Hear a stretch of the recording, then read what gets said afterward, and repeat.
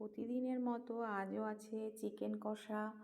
আর chicken কষা করার জন্যে আমি চিকেনটা ভালো করে ধুয়ে নিয়েছি, দিয়ে দিয়েছি কড়াইতে তেল। আলুগুলো ভেজে তুলে নিয়ে মাংসটা দিয়ে নুন হলুদ দিয়ে ভাজা ভাজা করে নিয়েছি।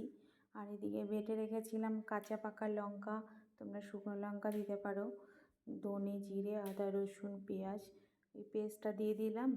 আর এদিকে দিয়ে দিলাম কুচানো একটু টমেটো, কাঁচা লঙ্কা আর একটা গোটা রসুন।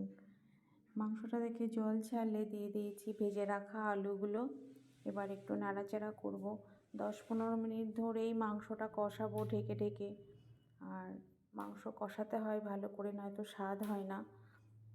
এবার গরম জল দিয়ে দিলাম, নাড়াচাড়া করে ঢেকে দেবো সিদ্ধ হওয়ার জন্যে। আর এদিকে একটা পাত্রে গোটা গরম মশলা, জিরে, ধনে, তেজপাতা, শুকনো লঙ্কা, কুচানো পেঁয়াজ গ্যাস কমিয়ে লাল লাল করে ভেজে নিয়েছি।